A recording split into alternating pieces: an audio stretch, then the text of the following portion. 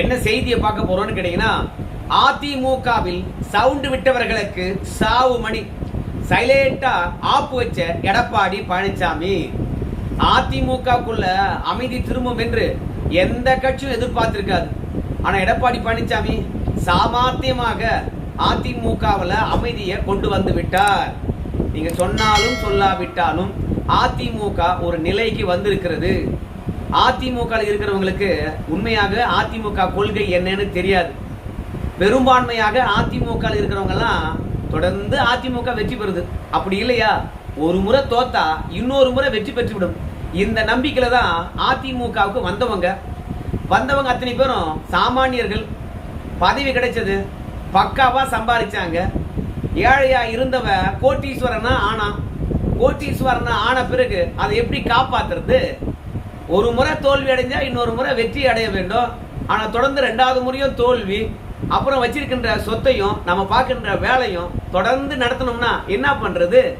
அதனால அதிமுக இருக்கக்கூடிய ஒவ்வொருத்தருக்கும் ஒவ்வொரு ஆசை. அந்த ஆசையை எடப்பாடி பழனிசாமியால பூர்த்தி பண்ணவே முடியல. எடப்பாடி பழனிசாமியை பொறுத்த வரைக்கும் அதிமுக எப்பேற்பட்ட கழகம், உங்களால தான் இந்த அளவுக்கு வளர்ந்தது. ஆனா நீங்களே ஒரு தோல்விக்காக ஓடி போய் இன்னொரு கட்சியினுடைய வாசல நிக்கிறீங்களே, நல்லா இருக்குமா? இருங்கய்யா, அதிமுக பீனிக்ஸ் பறவை போல எழுந்து வரும் அப்படின்னு சொல்லி பார்த்தாரு. ஆனால் பதவி, பணம் இது இரண்டையும் தொடர்ந்து அனுபவித்தவர்களுக்கு 10 ஆண்டு காலம் பதவியும் இல்லாம பணமும் இல்லாம மீண்டும் அதிமுக வெற்றி பெறுமா என்ற நிலையும் இல்லாம நாங்க ஏன் அதிமுக குச்சி வச்சுக்கணும் உட்காரணும்? எங்களுக்கு என்ன கொள்கை இருந்தது? இல்ல நாங்க என்ன ஜெயலலிதா அவர்களுக்கு விசுவாசமா இருந்தோமா? இல்ல எம்ஜிஆர் அவர்களுக்கு விசுவாசமா இருந்தோமா? ஏன்னா தீய சக்தி திமுக, அடுத்து வந்த சக்தி சோபா மாடல் சக்தி, ஜனநாயகத்தையே கேள்விக்குறியாக்கின சக்தி. சோ விளையாட்டுத்தனமாக ஆட்சி அமைச்சு தமிழகத்தை சட்ட ஒழுங்கு சீர்கேட்டை உருவாக்கி யாருக்கும் பாதுகாப்பற்ற ஒரு சூழ்நிலை உருவாக்கி இருக்கக்கூடிய இந்த சோபா மாடல் ஆட்சி, இவையெல்லாம் வேண்டாம். மக்களுக்கு நல்லது பண்ண, ஏழை எளியோரும் ஏற்றம் பெற்ற இந்த அதிமுக தான் வேணும். அதுலயும் இந்த அம்மா தான், அதாவது ஜெயலலிதா தான் இந்த கட்சியை வெற்றி பாதிக்கு கொண்டு வந்தாங்க. இவங்களுக்கு எல்லாம் பதவியை கொடுத்தாங்க, அமைச்சர் ஆக்கினாங்க, எம்எல்ஏ ஆக்கினாங்க, வாரிய தலைவர் ஆக்கினாங்க, எம்பி ஆக்கினாங்க, சென்ட்ரல் மினிஸ்டர் ஆக்கினாங்க. ஸோ எல்லாமும் ஜெயலலிதா இருக்கும்போது சம்பாதிச்சாங்க. ஆனா பதவி இல்லாத பொழுது இந்த பேராசைக்காரங்களை நம்பி தான் ஜெயலலிதா அவர்கள் சொல்லிட்டு போனாங்க, எனக்கு பிறகும் இன்னும் 100 ஆண்டுகள் இந்த தமிழக மக்களுக்கு இந்த அதிமுக சேவையாற்றும் அப்படின்னு இறப்பதற்கு கொஞ்ச நாளைக்கு முன்பாக தான் இந்த பேராசைக்காரர்களை நம்பி சொன்னாங்க. அந்த அம்மாவுடைய கனவை நிஜமாக்கணும் அப்படின்னு எவனுமே உழைக்கவே இல்லை. அதாவது தவேக்காவில் ஒருத்தன் போய் சேர்ந்தான், அவன் பேர் மறந்துட்டேன், முன்னாள் அமைச்சர் தான் என்று நினைக்கிறேன், உடுமலை ராதாகிருஷ்ணன் என்று நினைக்கிறேன். மைக்க பிடிக்கிறான், என்ன சொல்றான் தெரியுமா? ஜெயலலிதா இறந்த பிறகு நாங்க அந்த கட்சியில ஒப்புக்கு சொப்பா தான் இருந்தோம் அப்படின்னு. எப்பேற்பட்ட ஸ்டேட்மெண்ட்! கட்சிக்கு விசுவாசமா இல்ல, மீண்டும் வெற்றி பெற வைக்க வேண்டும் என்ற உணர்வு இல்ல. தமிழகத்தை 32 ஆண்டு காலம் ஆட்சி ஆண்ட கட்சி, அதிக நாள் ஆட்சி கட்டல மக்கள் உட்கார வச்சு அழகு பார்த்த கட்சி, சாதனைகள் பல செய்த கட்சி, சாமானியனா இருந்த என்ன அமைச்சராக்கின கட்சி. அந்த கட்சி பலவீனமடைய கூடாது. நாம உழைக்கலனா யாரு உழைப்பாங்க? அந்த அம்மா இல்ல, அந்த அம்மா நம்மளை நம்பி தானே சொல்லிட்டு போச்சு அப்படின்ற ஒரு எண்ணமே இல்லாம ஜெயலலிதா அவர்கள் இறந்த பிறகு அதிமுக நாங்க ஒப்புக்கு சொப்பா தான் இருந்தோம் அப்படின்னு MC சம்பத்திலிருந்து கடம்பூர் ராஜ் வரைக்கும் அதிமுக இருந்த கடந்த கால நிகழ்வுகளை ஏளனமா பேசுறாங்க. சோ அந்த அளவுக்கு தான் இவங்க அதிமுக இருந்திருக்காங்க. இப்பேற்பட்டவர்களை வச்சுக்கிட்டு இந்த அதிமுகவை வெற்றி பாதைக்கு எடப்பாடியால கொண்டு வர முடியுமா? இல்ல இப்பேற்பட்டவர்கள் அதிமுகவில் அமைதி ஆகுவாங்களா? ஆனா எடப்பாடி பழனிசாமி அமைதி ஆக்கினார். எப்படி ஆக்கினார் அதை நான் இங்க சொல்றேன். ஆனா அதற்கு முன்பாக மறந்துடக்கூடாது இல்ல, நம்ம சேனல் இது வரைக்கும் நீங்க சப்ஸ்கிரைப் பண்ணலன்னா மறக்காம சப்ஸ்கிரைப் பண்ணிக்கங்க, கொஞ்சம் சப்போர்ட் பண்ணுங்க. எடப்பாடி பழனிசாமியை பொறுத்த வரைக்கும் தேர்தல் ரிசல்ட் வந்த பிறகு அனைவருமே பதவி ஆசை வந்த பிறகு போர்க்கொடி உயர்த்தி விட்டார்கள். எடப்பாடி பழனிசாமி கொஞ்சம் அமைதியாகத்தான் இருந்தார். என்ன நடக்குது என்று பார்க்கலாம் என்று சொல்லிவிட்டு அதற்கு பிறகு கட்சி தாவுவதாக எல்லாரும் முடிவெடுத்தாங்க. கட்சி தாவுதல்னா என்ன அர்த்தம்? இந்த கட்சிக்கு ஆதரவா இல்லாம நமக்கு யார் எதிரியோ அவங்களுக்கு ஆதரவளிப்பது. அதான் தமிழக வெற்றி கழகத்துக்கு. உடனே எடப்பாடி பழனிசாமி கட்சி தாவல் தடை சட்டம் எல்லாருடைய பதவியை பறிப்போம், போறவங்கலாம் போட்டோம் அப்படின்னு உறுதியா இருந்தாரு. கடைசியில அரசியல் சூழ்நிலை சரியில்லை. கட்சி தாவல் தடை சட்டமானது கண்டிப்பா பாய்ந்துடும் போல இருக்குது. நம்முடைய சட்டமன்ற உறுப்பினர் பதவி காலி ஆயிடும் போல இருக்குது. எடப்பாடி பழனிசாமிக்கும் அதிமுகவுக்கும் இந்த 25 பேரும் துரோகம் பண்ணிட்டாங்களே அப்படின்ற அனுதாபமும் வந்துச்சு அதிமுகவுக்கு. ரெண்டாவது, தமிழக வெற்றி கழகத்துல இடமும் இல்லை. கழகத்துல இடம் இருக்குது, ஆனா அமைச்சரவையில் இடம் இல்லையே. அதனால தேவையில்லாம பதவியை துறந்து, அதாவது கட்சி தாவல் தடை சட்டத்தின் அடிப்படையில் பிறகு தகுதி நீக்கம் பெற்று 6 ஆண்டு காலம் தேர்தலில் போட்டியிட போயிடுச்சுன்னா, அதனால மீண்டும் மன்னிப்பு கடிதம் எழுதி கொடுத்து அதிமுகவுக்கு வர வச்சாரு எடப்பாடி பழனிசாமி. இந்த தவேகாவை பொறுத்த வரைக்கும் கொஞ்சம் ஸ்மார்ட்டா காய் நகர்த்திட்டாங்க. அதான் அதிமுக அமைதியாவதுக்கான பெரும் வாய்ப்பாக அமைந்தது. கூட்டணி கட்சிகளை தவேகாவுக்கு ஆதரவளிக்க வச்சாங்க. ஆதரவளிக்கிறது மட்டும் கிடையாது, தவேகா கூட்டணியாகவே அவரை மாத்தினாரு விஜய். அதற்கு பிறகு அமைச்சரவையில இடம்பெற செய்தார். அமைச்சரவையில இடம்பெற செய்த பிறகு எவனா ஒருத்தன் வெளியே போவானா? அதிகாரம் வலிமை மிக்கது அல்லவா? 40 வருஷம் 50 வருஷம் 30 வருஷம் பதவி சுகத்தை அனுபவித்தனே எப்ப தவேகாவில் அமைச்சர் பதவி தராங்களா? அப்பனா அதிமுக தூக்கி குப்பையில போடுன்னு சொல்லிவிட்டு பதவிக்காக ஓடி வந்தான், அதிகாரத்துக்காக ஓடி வந்தான். சோ அப்பேற்பட்ட ஒன்றுதான் அதிகாரம். அந்த அதிகாரம் வாழ்நாள்ல நமக்கு கிடைக்காது என்று நினைத்திருந்த டிசிக, கம்யூனிஸ்டுகள் மற்றும் இந்திய யூனியன் முஸ்லீம் லீக், காங்கிரஸ் அவங்களுக்கு கிடைச்ச உடனே எப்படி அந்த வாய்ப்பை தவற விடுவாங்க? வந்தாங்க, கட்சி தலைமை என்ன நிலைப்பாடு எடுத்தாலும் பரவாயில்ல, நம்ம அமைச்சர் ஆகிறோம் அப்படின்னு சொல்லிவிட்டு 2 எம்எல்ஏக்கள் தான் வச்சிருந்தாங்க. திமுக கூட்டணியில் இருக்கிறவங்க அத்தனை பேரும் தவேகாவுக்கு ஆதரவளிச்சாங்க. அங்க அமைச்சராவதுக்கான வாய்ப்பு இல்லை. மூடிக்கிட்டு மொத்த பேருமா எங்க வந்தாங்க? அதிமுக வந்தாங்க. ஆனா அதிமுக வந்த பிறகும் போர்க்கொடி உயர்த்தி கொண்டே இருந்தார்கள். ஆனா எடப்பாடி பழனிசாமி அப்பொழுதும் அமைதியா தான் இருந்தார். ஏன்னா எடப்பாடி பழனிசாமி தப்பு பண்ணல, கட்சி கட்டுப்பாட்டை எடப்பாடி பழனிசாமி மீறல. பொதுச்செயலாளருடைய சொற்பேச்சை கேட்காம, தலைமைக்கு கட்டுப்படாம இன்னொரு கட்சிக்கு ஓடி போய் வந்தவங்களை நாம ஏன் போய் சந்திக்கணும்? நாம ஏன் சமாதானப்படுத்தணும்? அவங்க விசுவாசமா இருப்பாங்களா?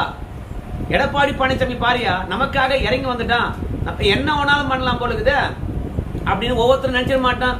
அதனால அமைதியாகவே இருந்தார். கடைசியில போற இடம் இல்ல, என்ன பண்றது, அவங்க சொல்றதை செய்வோம் சொல்லிவிட்டு திரும்பி வந்தவங்க எல்லாம் கட்சியில வேலை பார்த்துட்டே இருந்தாங்க. பல அரசியல் விமர்சகர்கள் மேதாவிகள் என்று சொல்லிட்டு சில பேர்லாம் எடப்பாடி பழனிசாமி தப்பு செய்து விட்டார்கள், மன்னிப்பு கடிதம் எழுதி கொடுத்து விட்டார்கள், அப்புறம் என்ன இருக்கிறது, அதனால அவங்களை சேர்த்துக்க வேண்டியதானே, பழைய பதவி கொடுக்க வேண்டியதானே அப்படின்னு சொன்னாங்க. பிறகு போயிட்டு வந்தவங்களுக்கு பெருசா பதவிகளை கொடுக்கல, பழைய பதவியும் கொடுக்கல. மாநில அளவிலான போஸ்டிங் கொடுத்துருக்காரு, அதோட மாவட்ட அளவிலான போஸ்டிங் கொடுத்துருக்காரு.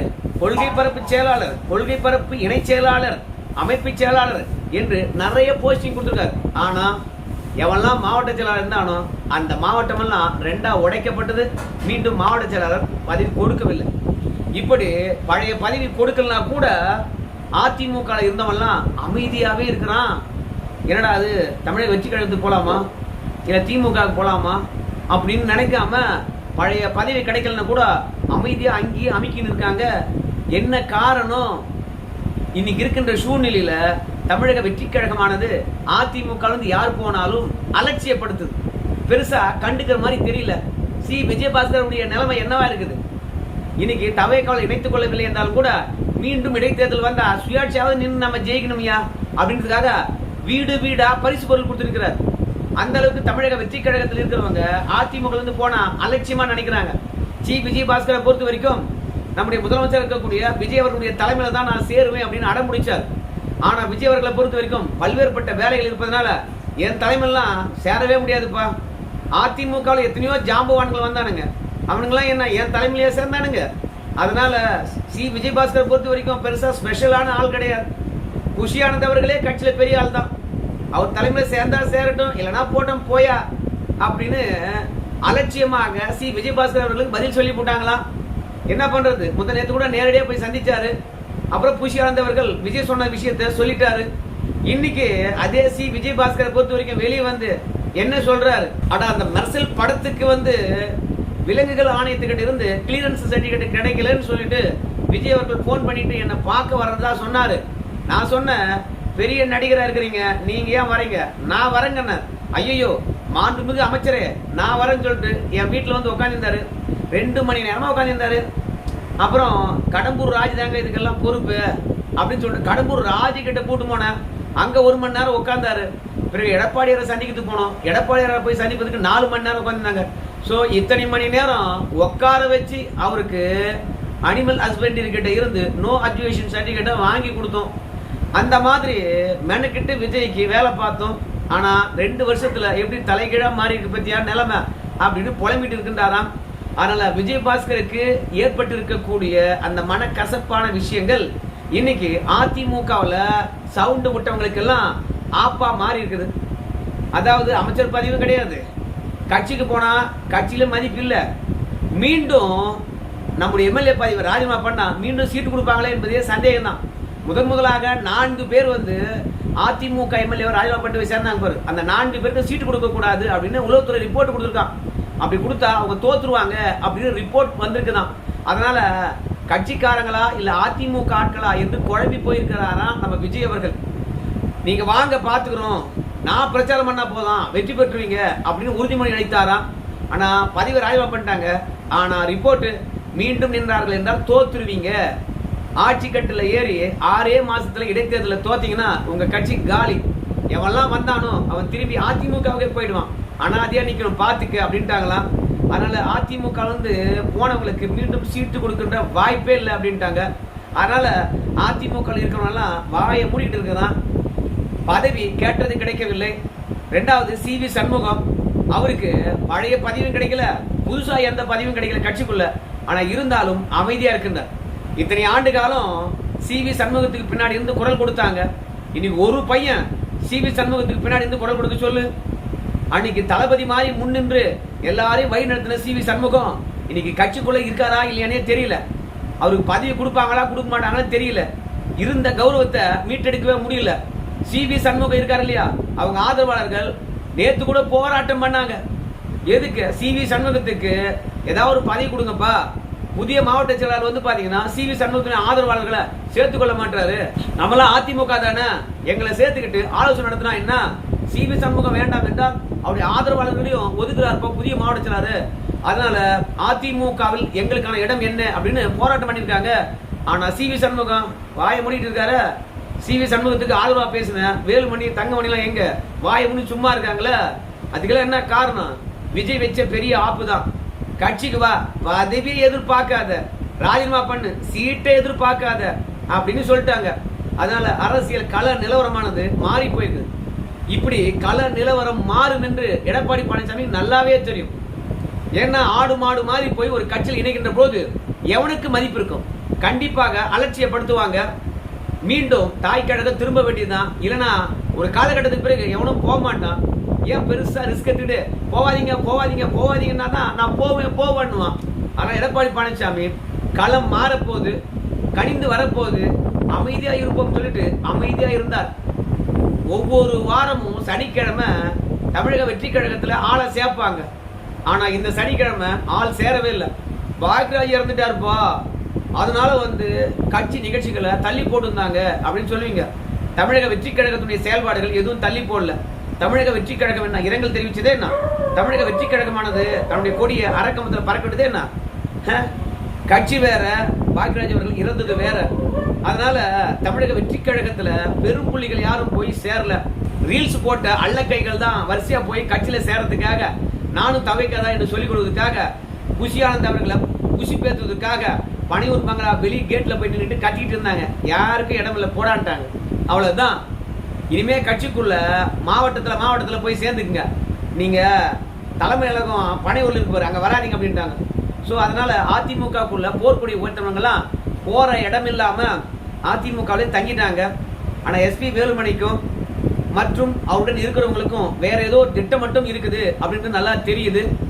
எடப்பாடி பழனிசாமி கிட்ட போய் வேலுமணி அவர்கள் பேசியிருந்தாலும், ஆனா SP வேலுமணி அவர்கள் ஏதோ ஒரு திட்டம் போடுறாரு. நேத்து நன்றி அறிவிப்பு கூட்டம், மக்களை சந்தித்து நன்றி சொன்னார்.